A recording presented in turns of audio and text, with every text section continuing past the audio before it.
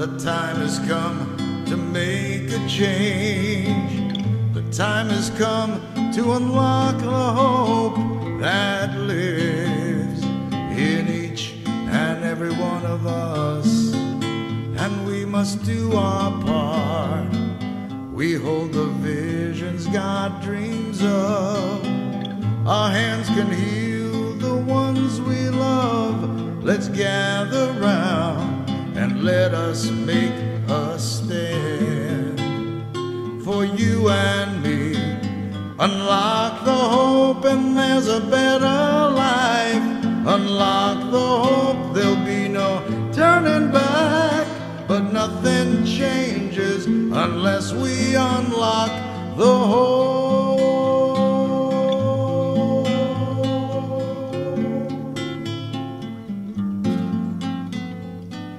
The time has come to make a change.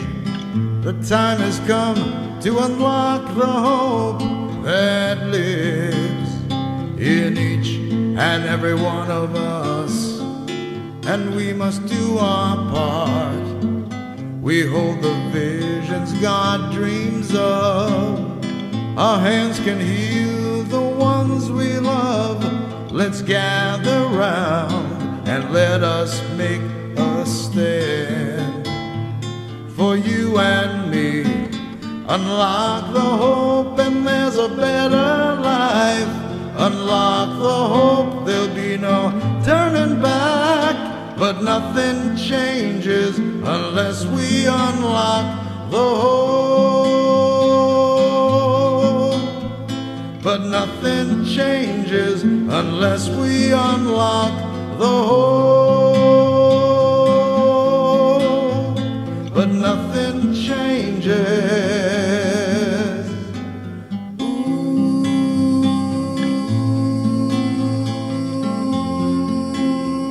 Unless we unlock the hope.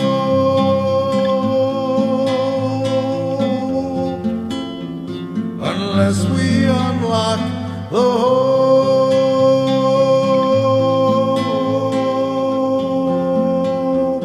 Unless we unlock the hope.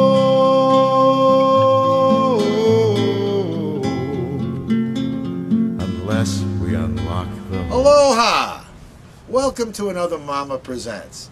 You know, we have a funny thing here. We're Mama, Maui Arts and Music Association. We're the DreamMakers Foundation. That's a name that you might know us more globally. And we're also Papa, People Aligned in Positive Action. So I think this is sort of a Mama and Papa thing with little DreamMakers on top.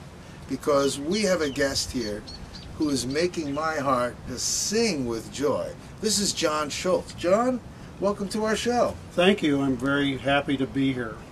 Jon just came across my life in a funny way. We were up at an ag expo, an environmental agricultural expo, right? Upcountry Sustainability Expo. In Kula. And we thank the organizers of that for getting all kinds of people, I like to say, that are already in the club. A lot of people that are already aware that environmental things are very important. And we attracted, I hope, many people in our community that had an inkling about products and things that they could do right now to make a difference in energy consumption, environmental responsibility, and taking personal responsibility.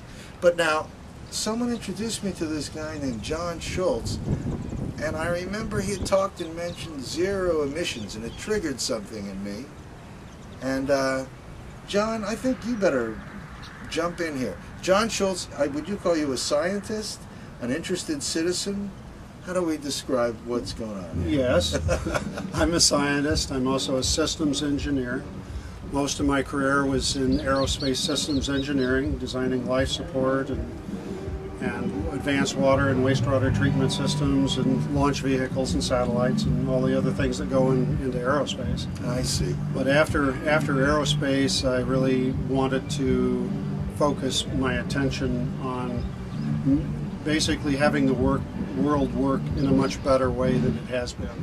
And how did you come upon the name Gaviotas, or Zero Emissions Research Institute? Because that's where our stories had a chance to come together. Yes, well, I started working on sustainability of communities and regions and businesses and all the things that are related to that in 1994. In about 1997, 98, I started doing fairly in-depth research and development on those topics.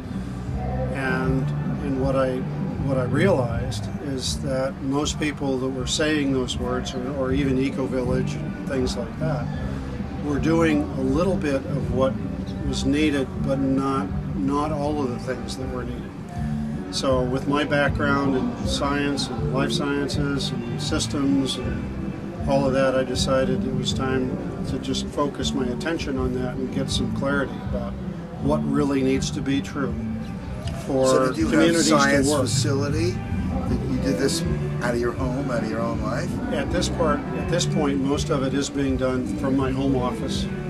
I do consulting. I have done building. I have managed construction.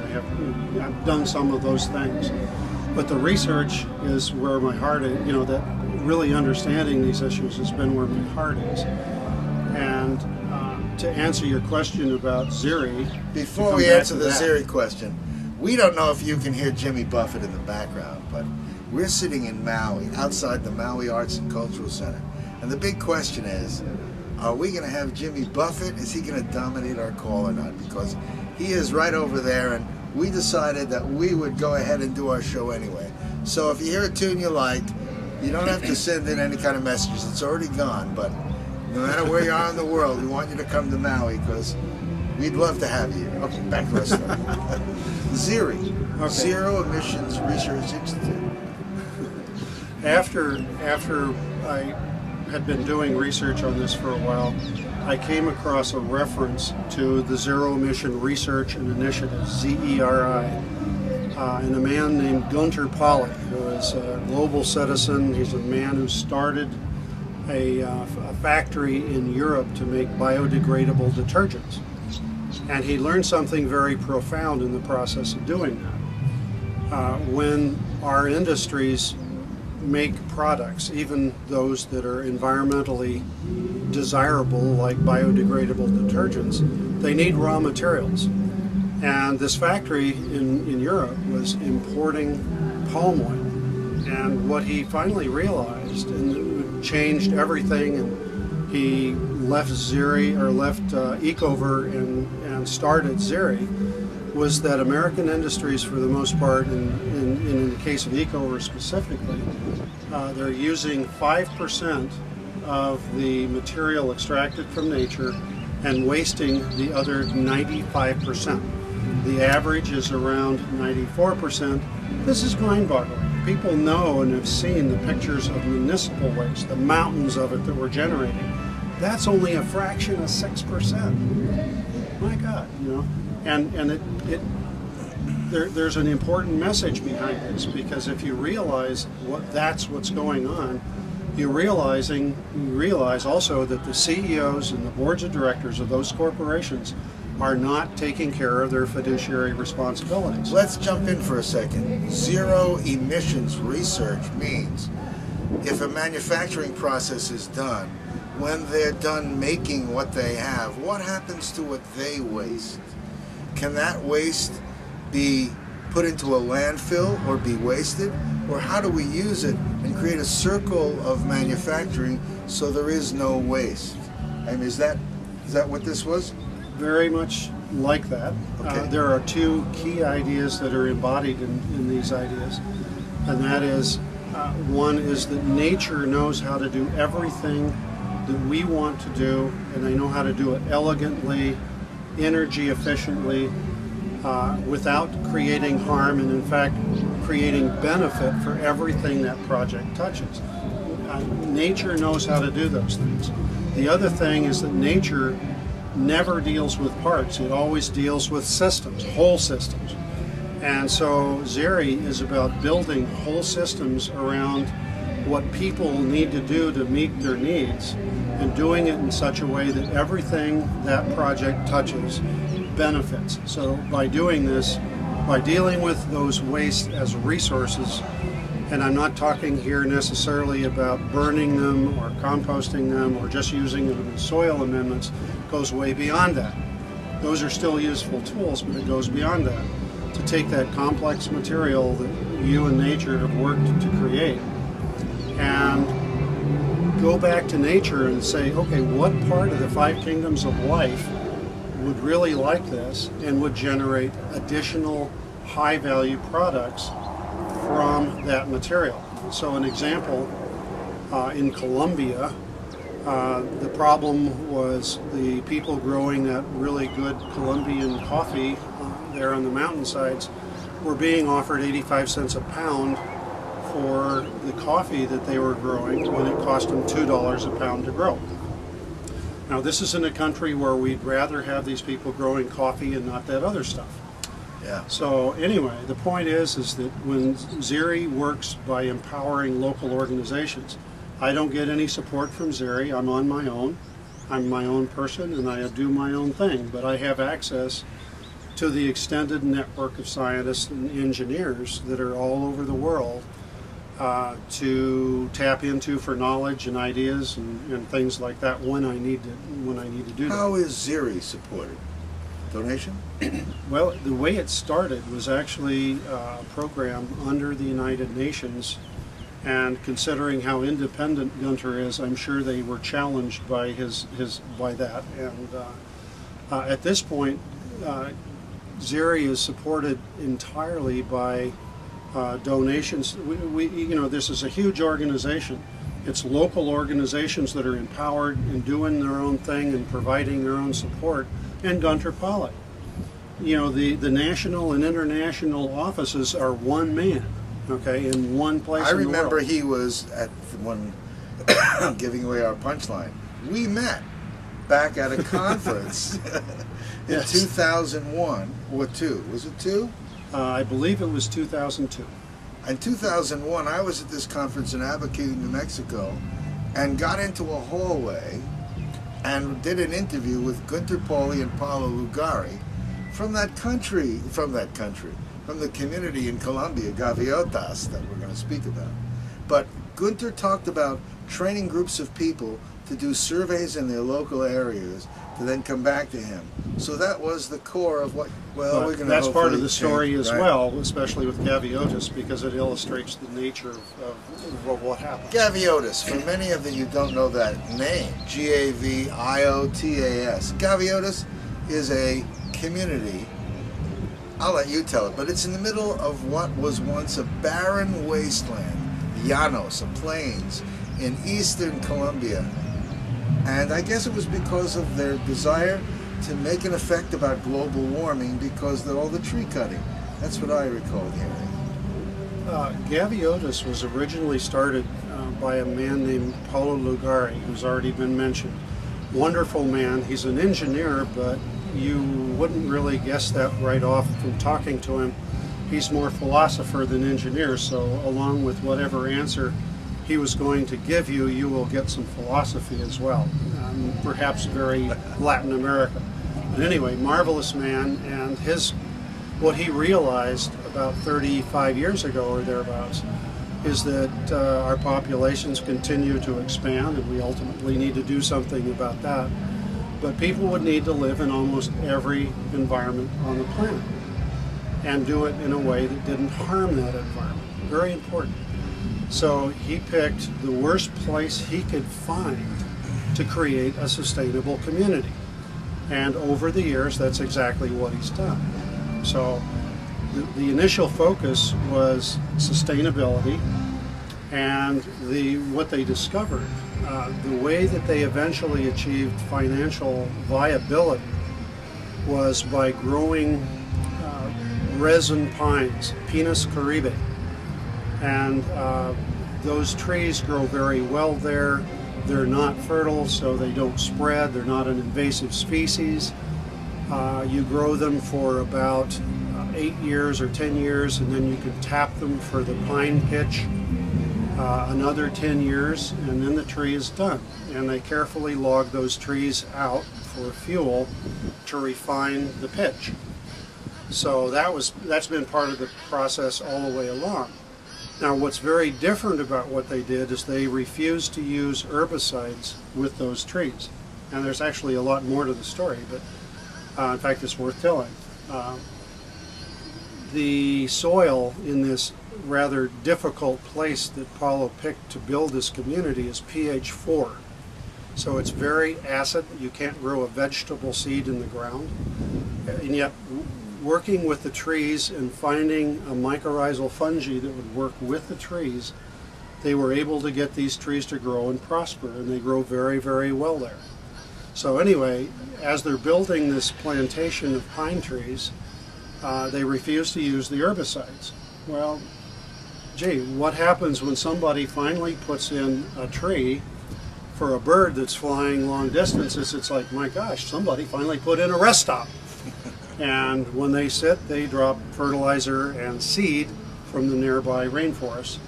And so the community of Los Gaviotas is in the process of creating tropical rainforest in a place that it probably hasn't been for maybe 200,000 or 300,000 years through geological accident. So let me restate that's part of the story as well, especially with Gaviotas, because that was very well said. You know, we had this movie on. Gunter had done this movie of Gaviotas, yes, and the whole process. And in there, that process was described. You know, they took a barren wasteland, and the fallen pine needles helped raise the pH. When the birds came and found, like you say, a rest stop without any kind of herbicides and pesticides, they dropped seeds, and now that area is a biodiverse rainforest. Thousands and thousands and thousands of acres.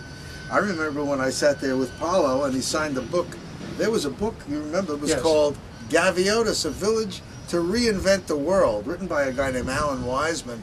And there were like almost no pictures in the book. And the question was, did this place even exist? Because it's surrounded by cocaine growers who don't let people in and out. That's a whole other issue. That's a whole story. A whole other issue by itself. So this video was so telling because this process that you just told, they have a way of planting trees at 1 per minute. They only have a limited growing season. It's so much spectacular. 1 every 5 minutes. I'm sorry, 1 every 5 seconds, 24/7. Oh, excuse me. 1 every 5. That's 12 for 3.5 months. Isn't That's that what incredible? they do. They plant trees. That's incredible. And they use the sap, the liquid from the trees, and they refine it into the most incredible product on the planet. They've also gotten awards for their packaging of this stuff. They are an incredible community. And, you know, and all that came, we were like, how come we saw Paolo Lugari and Gunter? Because Paolo Lugari came out of the country. We were lucky enough, someone else was paying a big stipend to bring him to a conference. All of those who were at that conference paid that stipend. There you go. Special conference. People came together. Oh, we paid a little bit, but they paid an additional fee of many thousands of dollars. So Paolo Lugari came out of this reclusive spot for the second time in 17 years. With those trees. So this was and there's actually a lot more to the story. So I had no beard. That's why you don't know me. I had no beard at the time. And mine's usually a lot shorter. Well, so please continue. As he was saying, we as the plants grow and it develops over time, many good things happen. In addition to having the revenue and the profits and so on from this product, which is pine pitch, or in Latin Spanish, it's colofonia. California. Yeah, California. Not California. This is not Arnold. Anyway, so it's pine pitch, and it's used in 80 different industrial processes. So I wanted to get that oil, a little turpentine. It has uses in things that you. If you know that smell of that pine tree smell. That's right. That's right. And the more solid parts of that are used to put that slick cover on the surface of magazines. It's used in the publishing industry. And 80 other things. So anyway, a lot of different uses. Well, anyway, where do we want to go with that? I think maybe an update would be in order. All right. A little and update. we talked then about doing reforestation here. This might be a chance where you can reach out and help us do that. I'm going to play that old Gaviotas tape yet again with our interview. Oh, that's a good idea. So people will get to understand this process. Okay. Okay. Update. Okay. When obviously things have just continued to develop there, and all the things that Cut talked about with the cocaine growers and everybody else, you know, all that's still going on. But they have been very successful, and they've gotten the attention of the Colombian government. And just recently, well, I'm going to back off for just a second and say something else. When you're growing this kind of vegetation, 270 species of rainforest trees plus the pine pitch things, you're sequestering a lot of carbon. And so when you have a system that's that way, they've discovered that indeed there are people interested in sequestering carbon and buying essentially that carbon offset from Gaviotas. You know what that means? That means this government, the world, has created an offsetting. So if you generate carbon emissions, you have to do something to actively offset that. So that's what you're talking about. Because of the high creation of offsetting capability. You know what you're talking about? Yes. That there are backers who want to buy and help that happen. That's correct. And for the most part at this point, the people who are paying some money to help them do this and expand and continue to operate and all that are people who are voluntarily wanting to sequester the carbon that they're generating. Oh. So that's the truth so far. And here's the good news, and this is neat stuff that's just relatively recently happened. The government of Colombia has granted land grant to Gaviotas of another 40,000 acres to really get serious about planting even more. I think they're somewhere around, let's see, it's 8,000 hectares. That's about 22,000 acres or something like that. So this is a bunch. Well, we have the Big Island, we have the backside of Maui here. Where's that? Yeah. Could be. Could be. That's our plan. So anyway, yeah, the rest of that news is that a new community is being formed called Marandua. They were also granted another 40,000 acres. In addition, the government of Colombia has now committed to buy biodiesel from them. Now, the land they're planting the trees on is really bad land. It's not good to do anything on, and yet they've succeeded. That, right? And yet they've succeeded in creating this marvelous situation. The land that's not good for these trees is good to grow jatropha on, which is a bush, a shrub. Jatropha, we call it. Yeah, I'm excited about this. See, this is where I find that independent ideas are now coming together.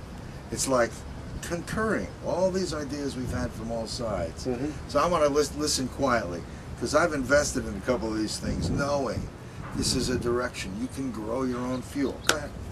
Okay. Well, anyway, the point here is that both of these communities will be growing jatropha on land that's too bad and so poor that they can't grow pine trees on it. And the potential in the Llanos of Colombia, this eastern part of Colombia, is close to 93 million acres for the pitch pine alone. Wow. Not counting jatropha. So anyway, the point is the government is guaranteeing a market for the biodiesel. And the jatropha too. Well, the biodiesel coming from jatropha.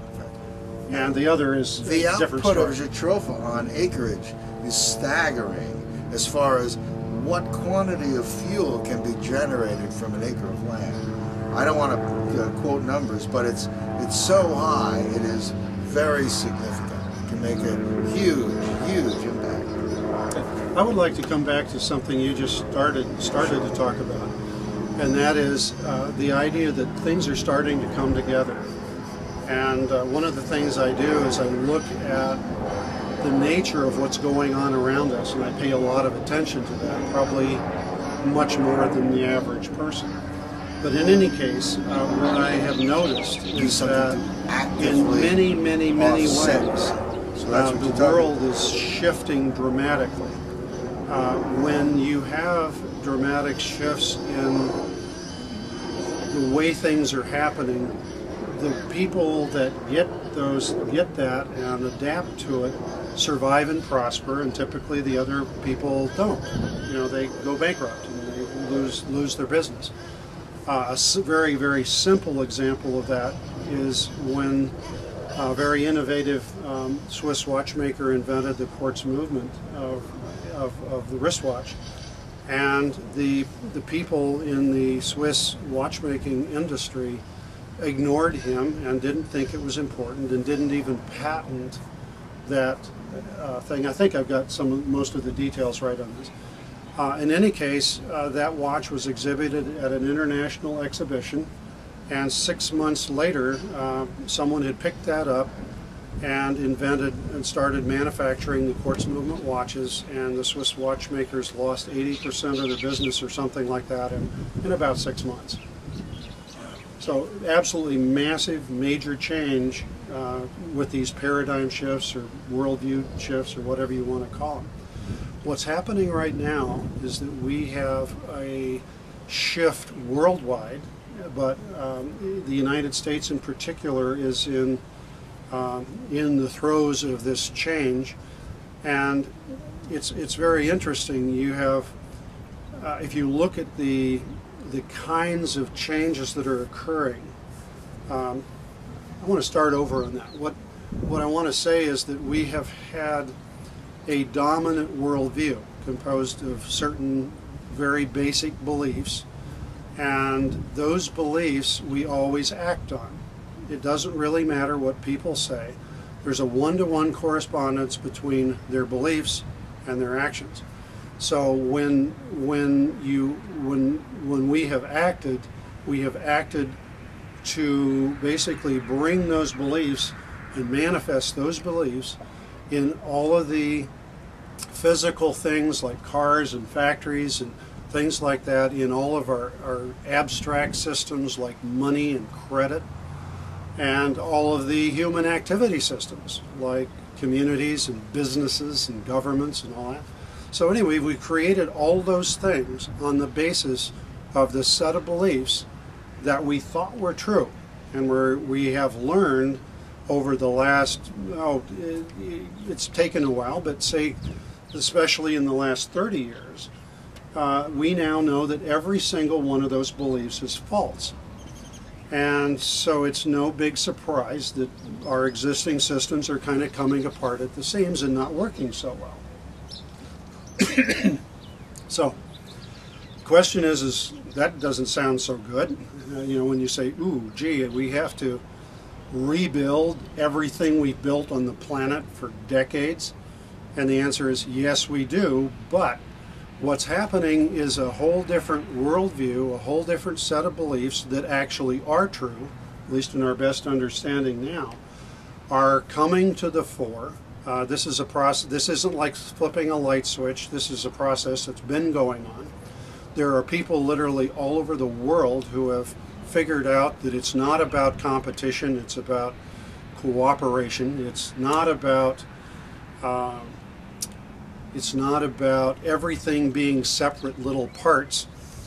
You know, as a scientist, of course, you know, and our whole society is based on this idea of scientific reductionism. You know, good old Descartes has a bit to answer for here. You know, I mean, we have achieved great things with the approach that we've had, but the problem is it's fatally flawed.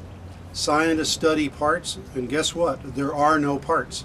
In nature, all the parts are integrated into webs of relationship with other parts and into other systems at all different scales. So this is actually more complex than rocket scientists or rocket science. So it's interesting. The principles are actually very, very simple, but the implementation of it can get a little you need some knowledge about some things to make that work. You have to break the old patterns. You have to really be aware that everything is working together. You know, That is such an important thing. It's beginning to happen, and some of the old standbys, without picking on names, some churches and such that have, you know, old, rigid ways of looking at things. People are finding that it is all coming together. It can be honoring. All the parts can be honored for who and what they are, but as they come together, they form such a greatness, so much power by working together in something that works for everything. This is a wonderful thing. That's well stated. In the research I've done on sustainable community development, one of the things that I have discovered, and it's some of these things are kind of like no-brainers once you get to that conclusion, but it's just this. For us to make this transition, we have to respect and honor each other. We have to especially respect and honor any indigenous people that we have the honor to be part of this planet with. They have some of the knowledge we need to survive and prosper and flourish over time. And that's true of anybody that's different. Their different way of thinking, the different knowledge they have in their head, their different skills, their different ideas about things, that's raw material for the evolution of our societies, and it's just critically important. So what I call that is radical inclusiveness. There we go. You know, it goes beyond acceptance. Sorry. It's okay. We'll come back to that story. Radical inclusiveness. I've often called it. I'm just going to shut it down. Okay. That's a nice way of putting it. I'd say it has to work for everyone. If it doesn't work for everyone, something's got to be looked at, because that's what I keep trying to do. People said to me when I started this organization, why are you tying arts and music with environment? Why are you taking, it started with art, music, energy, environment, and tourism. People said, why are you including tourism? It has to work for everyone. You know, it's like taking a model has to have all the pieces. You can't put a puzzle together if you're missing a few pieces. See, it just seemed like it was off. We're back. So, to me it's so exciting because radical inclusiveness is a way of saying, you know, no matter what color you are, no matter where you come from, listening and involving everyone with all ideas. It's great. I mean, it's like all world religions, you know, are acceptable. Everyone comes to dinner. Everyone's at the table. We all have something to contribute. In fact, if we all don't have something to contribute, we're missing some people. Get them. Get them in here. Because together we have the whole. You know, this shift, you know, it's really funny to me. You know, we keep moving things a spoonful at a time, a spoonful at a time. But now we're finding things are just shifting. It's as if they talk about cosmic consciousness, a lot of ideas. There was a movie, Steven Spielberg, thank you, where everyone's building the same mountain at the same time. Close Encounters of the Third Kind. It's time. It's time. So we need your help. The greatest help that we need is your awareness and speaking out in support of alternatives. There are no alternatives. This is it, guys. Anyway, back off my soapbox. I guess I don't know how much time we have left, but I would really like to, what do we want to make sure? Focus on one very important idea. With our reductionist and kind of approach of separating things, we try to solve problems by focusing on, say, the economy or a social problem or an environmental problem, and we tend to do that separately. The problem is that when you optimize any part of a system, you make it so the rest of the system doesn't work well. Okay? You pessimize the whole when you optimize a piece. So if you try to go after, oh, we've got to fix this economic problem, what typically happens is you fix that, and in the process you end up destroying social things and environmental things, and you end up with kind of a mess.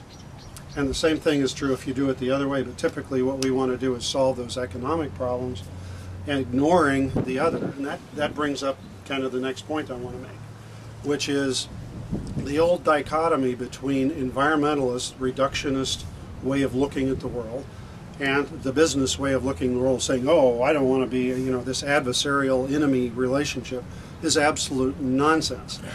When businesses start focusing on and dealing with the 94% waste on the average that they generate, they will generate awesome economic prosperity, they will generate cultural viability, we will be able to do all kinds of things that we never thought we could afford to do.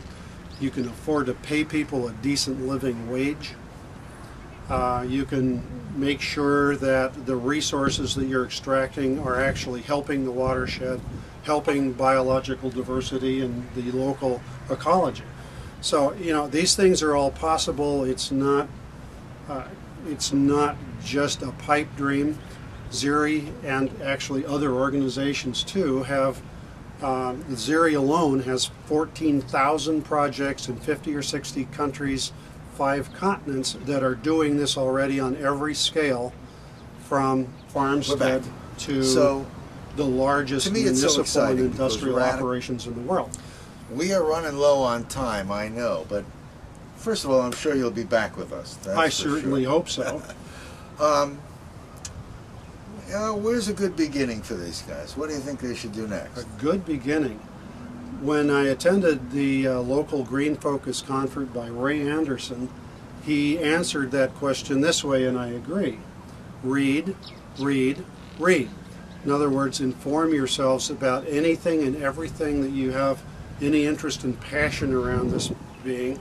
Judging from the people I ran into at Upcountry Sustainability Expo, you're well along on that process. There are people here that are very astute and aware of these things.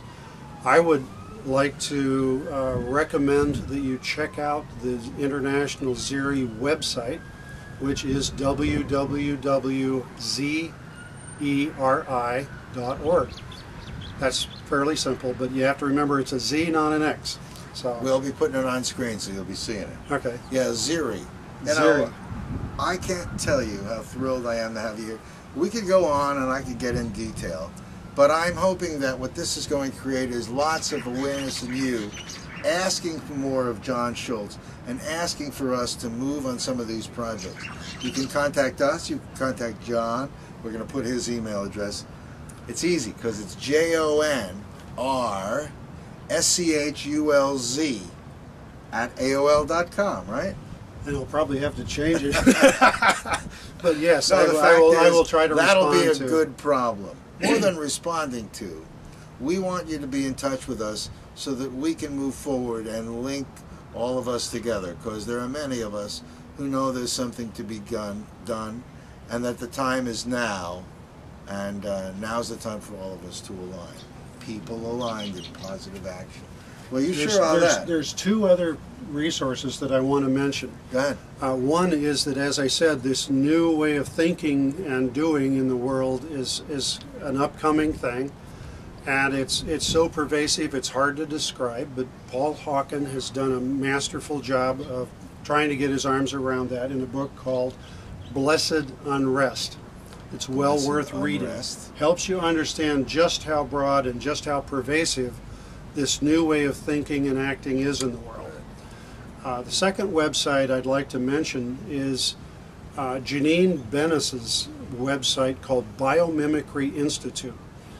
She's a wonderful scientific lady out of Montana, and ZERI and Janine Bennis and the Biomimicry Institute have recently formed a partnership with the World Conservation Society or somebody for developing nature's 100 best ideas that we critically need now, and that we know enough about so that engineers can look at that and find ways to do that. I can think of a couple of immediate examples, and I'll try to make it very short since we're short. Yeah, I can see it flashing. In Africa, there is a office building that uses 90% less energy than a normal building because they designed it to cool itself like termites cool their termite mounds. That's one example. There is now a cardiac pacemaker that does not require any batteries, and it's based on knowledge we gained from how the humpback whale, how its physiology functions. And so those are great marvelous examples. And you know, there's so much great stuff. I mean, we're gonna obviously have another show. This is the kind of stuff that gets me all excited and makes me want to stop doing my day job. The fact of the matter is, all of our days need to be all of us reaching out and doing something to help somebody else and to be in support of bringing in new things. I like to think of these are old things that are being rediscovered. You know, we didn't create that, what the termites do or what the humpback whales do, but we're rediscovering things that work. there is one other thing that that hasn't been brought up. I did mention honoring the respective indigenous people, but it would, in this environment, especially the Hawaiian Islands, I'll probably mispronounce this, but Apua'a. Yes. Apua'a. Pay attention to that. It's a whole system design. It's a whole system all in one. Anyway, learn from that, and I hope that your cane industry is hearing this and will not only have are they some contact. We're going to be in contact very soon. Very good. We well respect all the people here, and remember, you know, our whole goal is to create, right? Create jobs, create more than is here. When I first came here, I was determined not to take from this place, but to give back. And we hope that taking and using the ideas of the old and the Hawaiian, along with the new and the modern, together are going to create something even greater than whence we came. Fully respecting the modern culture and the ancient culture and peoples, and learning to love each other. Well, I mean, that would be a great byproduct. It's like, hello, you know, and actually that is one of the things that's just kind of bubbling up around our ankles all over the world. That's people know that what we do has to work. Just how pervasive this new way of thinking and acting is, including those folks on the other side of the world. It has to work for Jimmy Buffett guys, because we're going to be Jimmy Buffett guys in a minute. Yeah. Thank you all for joining us. It has really been a pleasure having you. Thank you so much. I look forward to sharing it not only here locally, but all around the world. We hope aloha Gunter and Paolo and all the rest of you guys that we really would like to involve, and the people here and our mayor and our people in the state senate and the governor. We've been at this a long time. It's time to take positive action together. Aloha, folks. Aloha. Who else do we want to plug here? Who really has done a great job? Willie K! Willie K, we honor you. Aloha. This was a real fun interview to do with Jon Schultz here in early 2009. It was a little sad in that in 2002 I interviewed Gunter, Pauli, and Paolo Lugari, and we could have had these things already started here. But now is good. In fact, it's a little bit overtime. If you'd like to see the interview that I did, it's up at dreammaui.com/execsummary.html. You'll see a quote from Paolo Lugari right at the beginning of our executive summary, and that links to our television show. On that show, we also have a 30-minute piece that Gunter did about Gaviotas. Very worthwhile and worth watching. We are really glad that we're still on track and can do this. Reforestation is very important for our whole planet, and we can be leaders right here and help the whole world. The time has come to make a change. The time has come to unlock the hope that lives in each and every one of us. And we must do our part. We hold the visions God dreams of. Our hands can heal the ones we love. Let's gather round and let us make a stand. For you and me, unlock the hope and there's a better life. Unlock the hope, there'll be no turning back. but nothing changes unless we unlock the hole.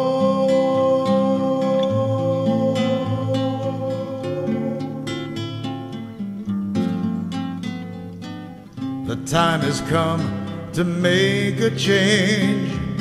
The time has come to unlock the hope that lives in each and every one of us, and we must do our part. We hold the visions God dreams of. Our hands can heal the ones we love. Let's gather round and let us make a stand. For actually, you that is and one of the me, things that's just kind of unlock the around our hope ankles and there's a and better that's people, you know, life. that Unlock we do the this hope, for. there'll be no turning back. But nothing changes unless we unlock the hope. But nothing changes unless we unlock the hope. But nothing changes.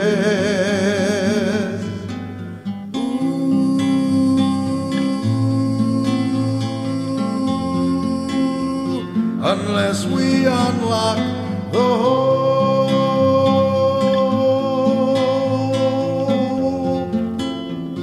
Unless we unlock the hope.